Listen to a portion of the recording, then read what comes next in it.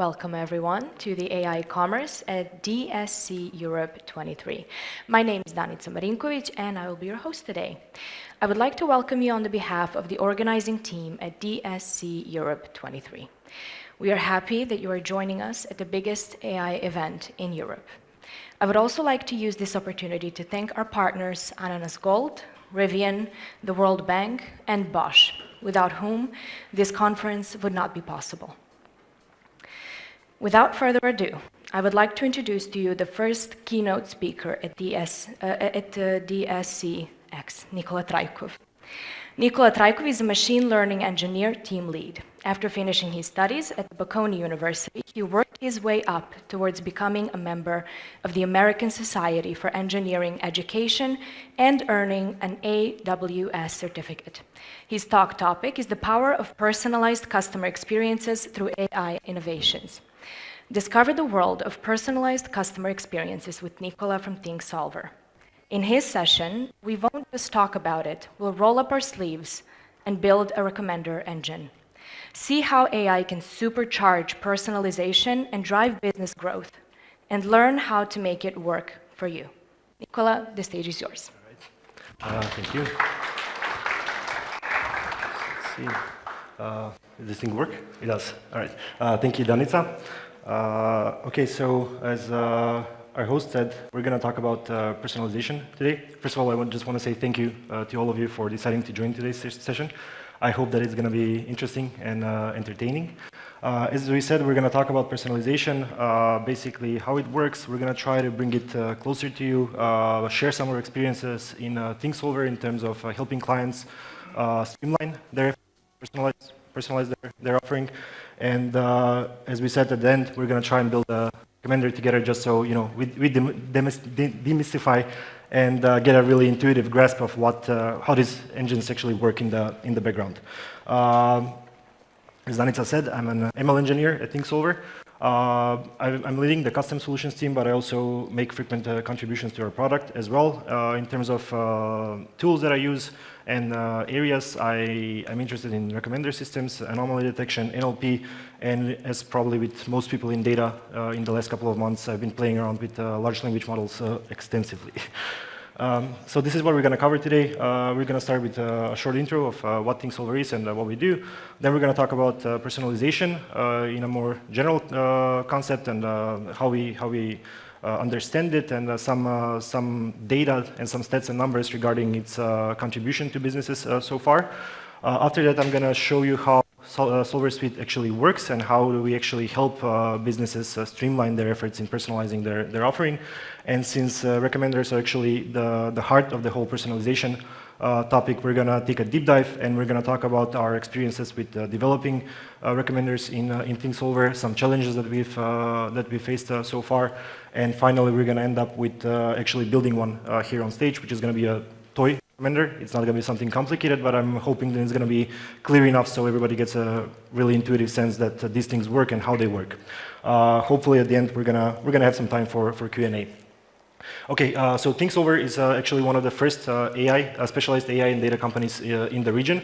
We were founded in 2015, and in 2021 we officially became members of the DSC group. We were headquartered and founded in Belgrade, and as I previously mentioned, we work both on custom data solutions across different industries, as well as developing our own product that actually helps clients get the most out of their data in an easy and an efficient way. So here we have some stats and numbers. I'm assuming since most of you are here, you probably know that personalization works or think that it works. However, there's also abundance of data showing that there's a massive ROI coming in from personalization. Before we look at the numbers, I just want to talk about how do we define personalization actually. It's not just replacing a placeholder for a customer's name. So that's a nice touch, but it's not the core of personalization. Personalizing your offering means truly understanding who your customers are, what they need, and making each and every interaction they have with your business a valuable interaction for the customer. So it's essentially creating value for the customer themselves. On the left side here we have a study done by McKinsey. They did a study in terms of a survey of customers and their opinion regarding personalization, and they found that 76% are willing to purchase for businesses and brands that personalize their offering.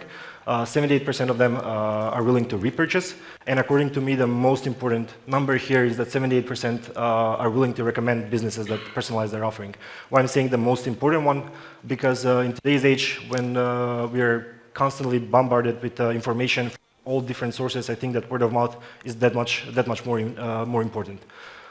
Some businesses have been really able to capitalize on the out of personalization. Think about all of the internet-first businesses, Netflixes, your Spotify's, Google's. Google maybe a bit too much, but some businesses have been really able to get the most out of the personalization topic. However, there are some businesses who have been struggling a bit more, simply because it takes some time. On the right-hand side, this is a study done by Boston Consulting Group that looks into this is basically a chart showing the annual customer investment budget in the United States. And it's actually fascinating to see that despite all of the proven benefits and ROI that we get out of personalization, only around 5% of the estimated 200 billion budget in the United States actually is used by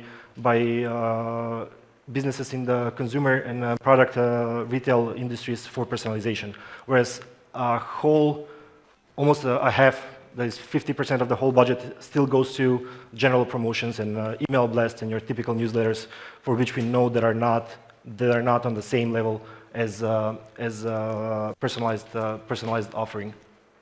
Why is that the case?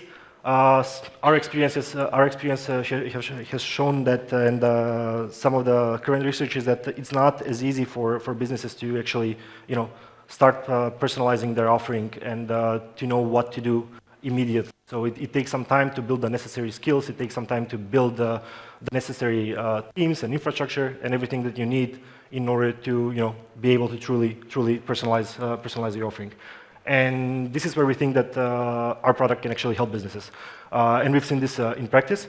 So basically, the main goal behind our Solver Suite is to give business users the power to not only explore and extract value out of the company's data, but actually build on top of it. So we're giving AI and data powers to business users, and we're helping businesses to personalize their offering without having to spend significant amounts of money upfront for investments, without having to build dedicated data and analytics teams, and of course, without having to spend weeks and probably months in building the necessary capabilities to actually extract value out of their data. How it actually works, we have this foundational layer at the bottom where we basically just map your data model to our data model. We also support automatic mapping with some large e-commerce providers like WooCommerce. After we do that, there's nothing you need to worry about afterwards.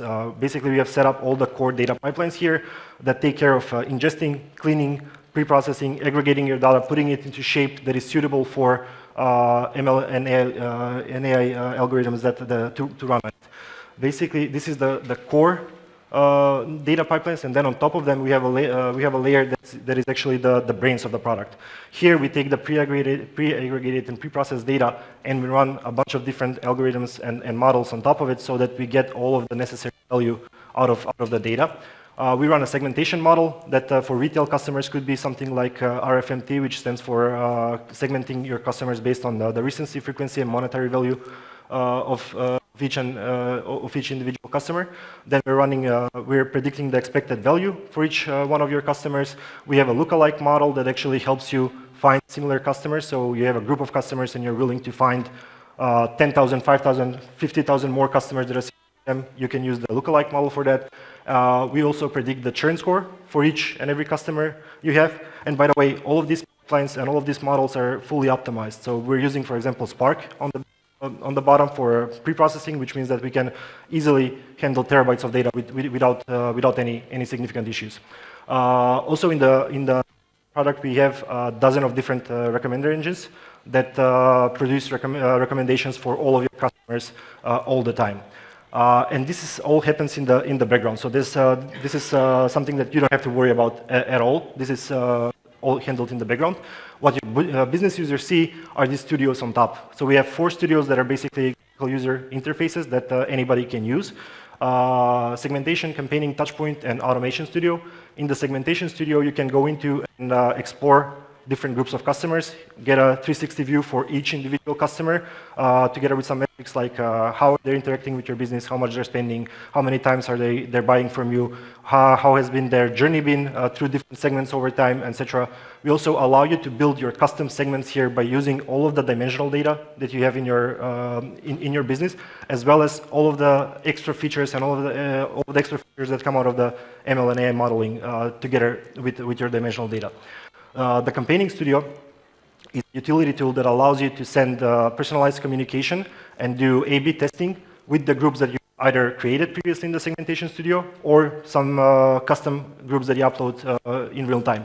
So basically, we support currently we support different channels among SMS, Viber, email, and you can actually automate and get metrics for all of your campaigns in the same studio. The Touchpoint Studio is kind of similar to the Campaigning Studio, except that it's geared towards inbound communication. We're basically here allowing our customers to personalize their digital assets. That means personalizing your website, personalizing your mobile app, and it's done in a really streamlined process where it takes just a couple of steps to do the personalization and decide which kind of products you want to serve to your customers. And in the end, you just get a code snippet that you can give to your team to insert in your web app or mobile application. And then whenever a customer logs into your application, the system is going to start drawing recommendations from our recommendation engines, and you're going to completely personalize the offering on your website. This could be either a carousel for each customer, or a banner, or something similar. Finally, we have the Automation Studio, which allows people to kind of set their marketing flows in a set and forget fashion, meaning you want to set a specific flow for whenever there's whenever it's someone's birthday, or someone new joins to your business, or for a special anniversary, like a customer has been with your business for a month or a year. This is where you can set all those flows, and you don't have to worry about them after you set them. Everything just works and runs as it's supposed to. Since we said that recommenders are kind of the key topic at the heart of the whole personalization issue, we're just going to share some of our experiences with the recommender systems. And one of the key findings that we have is that there is no one-size-fits-all solution when it comes to recommenders. So there is not one algorithm that you can have, and then that's going to be perfect for each and every business context. So different business contexts kind of require you to have different algorithms or variations of algorithms in the background. That's why we have developed around a dozen of different recommenders, as well as variations of them, and we're trying to find the perfect balance between using those for any given situation. For example, there are two main issues when we think about recommender system. One of them is the cold start problem. That is when a new customer joins your platform, or you have a new item on your platform, and this is an issue because you do not have the history to know how to actually approach that issue. You don't know what to recommend to that customer, and you could, in theory, rely on some demographics data that could be potentially useful for coming up with recommendations. However, in our experience, that is not always the case, and that data is not usually relevant and reliable enough to actually base recommendations on. So that's why we have developed a bunch of algorithms that are purely aggregation-based algorithms, like the bestseller, trending products, and most recommended products. These are algorithms that you can use whenever someone new joins, and even though they're not personalized per se, they're an awesome offering because you can provide value to the customer as soon as they join. So they're going to get what is the most important, what are the most popular things on your platform, what is most recommended. So it's a really nice way to kind of orient customers and welcome them to the platform to get familiar with your offering as soon as possible. The similar products algorithm is a model that works by comparing item features. So, for example, imagine that I'm on a website, and if I'm looking at, for example, Nike hoodies, and we have set up the algorithm to work by looking at the category and the color of the items, and I'm looking specifically at a black Nike hoodie. And then the recommendations that I might get, if you're looking at category and color, they're going to be like hoodies, black hoodies from either Nike or different brands. Or we can play around with different features. This all depends on what kind of data you have in your business. The related product algorithm, on the other hand, works by analyzing all your transaction history and scanning for items that frequently go together. And this is an awesome add-on for like at the end of the session when when people are at their shopping carts and trying to pay. This is an awesome add-on. Then you can put like people have also bought this, or customers also, or this usually goes together really nicely with this product. So those scenarios are pretty nice for this specific algorithm. Content-based algorithm, on the other hand, is really useful for scenarios where we have more meaningful descriptions of items, like lengthier descriptions from which we can actually extract value and meaning. A good example here is, for example, a bookstore, and we have descriptions or short descriptions or descriptions or abstracts of the books. What this algorithm actually does is that it takes those descriptions and learns the context and the meaning out of them, so that we can then easily compare that with what the readers are buying, what are their actual preferences. So here we might find out if someone's really interested into thriller novels, it's going to be really easy for us to kind of recognize that and serve recommendations that are from that genre to them. Then collective filtering, which is kind of a group of algorithms out of which group the SVD, which stands for singular value decomposition, is one of the most popular, actually the workhorse of the recommenders family. How it works is by designing a matrix between customers and items, where we have customers in the rows and items on the columns. The main goal is to, if we have an initial matrix like that and interactions or purchases are the values, the main goal of the algorithm here is to actually decompose that matrix into smaller matrices by finding out hidden factors that kind of explain what are the relationships between customers and items. After we decompose it and find those hidden factors that explain why certain customers are buying certain products, the goal is to kind of reconstruct the original matrix by populating all of the values with scores for each customer and item combination. So the idea is that even though someone hasn't bought something, by using this algorithm, we can construct a matrix that is going to provide us with a score, how suitable a given customer is for a given item, and then we can use that as we please later on. Finally, we have GNN, which stands for graph neural networks. This is a novel approach in terms of building recommender engines. This is similar to the SVD algorithm we just described. It uses customer item interactions. However, it represents the whole idea as a graph structure. So basically, items and customers are nodes in our graph, and the lines or the edges connecting those nodes are actually the interactions or the power of interactions between customers and items. How many times has someone bought something? How has someone rated something? How has someone did someone like something or something like that?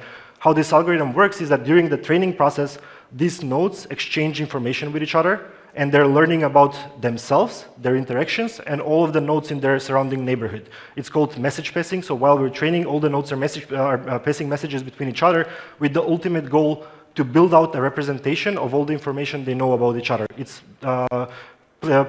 simply put, we're going to see it in the demo, is just a list of numbers that has all the relevant information for each node and all of its surrounding. After we have those nodes completed, it's really easy for us to take those embeddings and calculate recommendations based on that information. One interesting topic in recommender engines as well is the issue of exploration and exploitation. This refers to the problem that recommenders are usually really good at learning patterns, so they're going to keep on recommending stuff that you have bought previously, which is good. However, you also want to introduce some exploration, exposing customers to stuff that they haven't bought before, stuff that they're not even really aware that they like, but you can find that for them. So that's the exploitation part, and this is good for both the business and the customer. For the business, it creates more value out of each customer. It introduces opportunities for cross-selling and upselling, whereas on the customer side, you're actually helping them discover new things. So I'm a huge hot sauce lover. And for example, I totally appreciate when a supermarket would send a communication that my favorite hot sauce is on discount. That's creating value for me. But also, I would like to hear when they have a new product that is a combination between like a hot cheese spread, because I like cheese and hot sauce. So if I get that recommendation, that's something that I'm going to appreciate and I'm going to value, because they're exposing me to new stuff and stuff that I wouldn't probably find out by myself. Doing all of this has helped us observe our clients improving their conversion rates from 10 to 35%. And that's it regarding the presentation. Now we're going to look into a demo to actually try and build a recommender so that we can all get a really intuitive understanding of how these things work. If I'm going to be able to find the HDMI. Yep, there we go. So we're going to run just a couple of cells here, which is a really toy representation of a recommender. The situation that we're working with is the following. Imagine that our client is a sports retailer, and they have 3 new promotions, new items that they want to find the most suitable people to send out those promotions to. So we have 3 promos and a bunch of customers, and we need to find the best matches between them. We're going to start off with loading some the basic libraries like Pandas, NumPy, sklearn, and an awesome library called sparse.append developed by the people in ING Bank, which is, we don't have to use this one, but it's really good for memory optimizations and speed. So if you're technical, I recommend you check it out. Okay, so in terms of what are the data sets that we're going to use, we have a customers data set that looks like this, literally just a list of customers. We have an items data set that has all of the items that we have and a bunch of categories, a bunch of features for each item, like which category they belong to, the brand, the color, and the purpose. Then we have transactions, which is the history for each customer. Like when was the transaction, what they bought, what was the price, and then the features of the item, which are the same as the features we have in the item set. And finally, we have the promos data set, which looks like this. So basically, we said we have 3 promos: promo ID 1, 2, and 3. One of them is winter is coming, so you have a new ski collection, and you need to find people who are really into skiing. You have a promo that is promoting Nike shoes and the North Face brand. So moving on, what we need to do now is to do some simple feature engineering, where basically what we're going to do is we're going to aggregate all of the data for each customer and build out one row per customer, which holds all the items they have bought so far, which is going to leave us with something like this.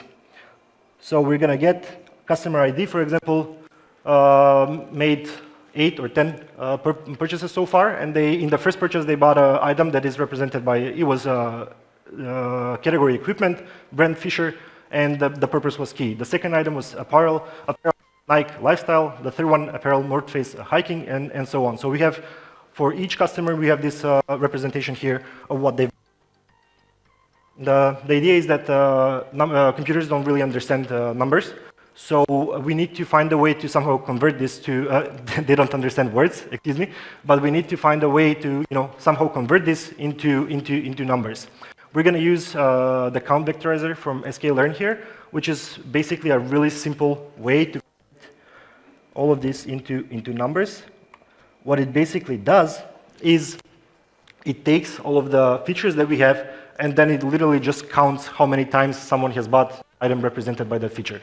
So this is what we get as features. So basically what we saw up there, and this is this data frame represented as a matrix.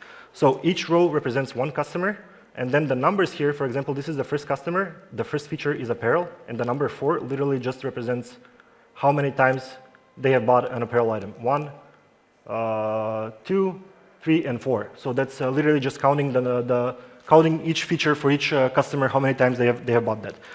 We do the same thing for promos, and the only thing that is left for us now to do is actually just multiply these matrices. And what is going to happen then is that we're going to essentially calculate the cosine similarity for each promo item combination.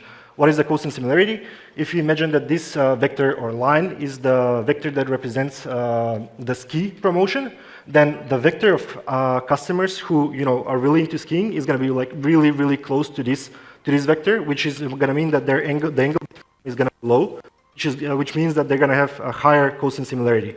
So that's literally how it works in the background. So in this case, we're going to try to find the top 3 customers for each promotion.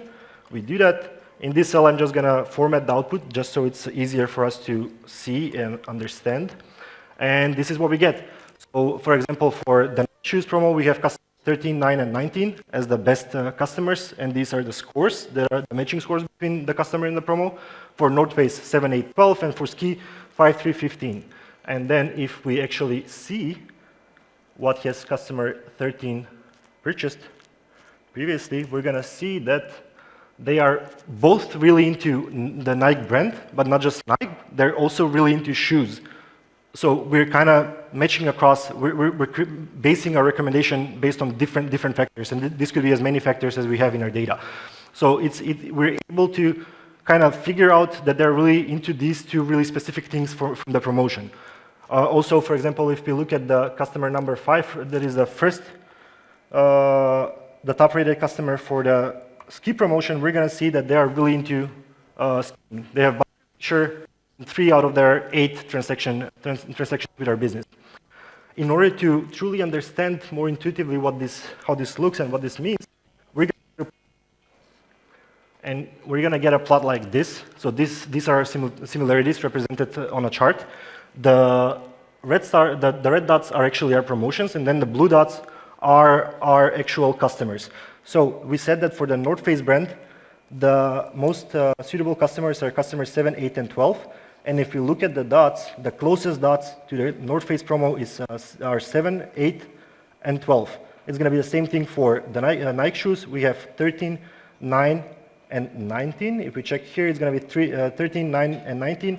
And it's going to be the same thing with the ski promotion. So we were able to kind of make a representation that is calculate how similar each customer is to this specific promotion. And this is a promotion that has a bunch of items in them. Could use the same scenario for on the item level or something else. So, and plus, these are all items, remember, that are new. So this is actually addressing that cold start problem. These are items that no one has made any interactions with. So this is a completely new promotion. That's pretty much it. I'm going to open it up for questions if you have any. I'm also going to stick around for a while here. So if you want to talk to me later, feel free to come say hi.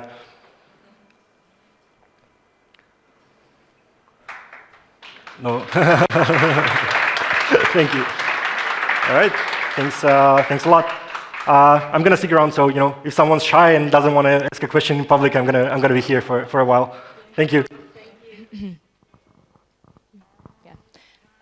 Nikola, thank you for this very insightful talk, and here is your certificate. You get a certificate of appreciation for your engagement in DSC Europe 23. Thank you very much.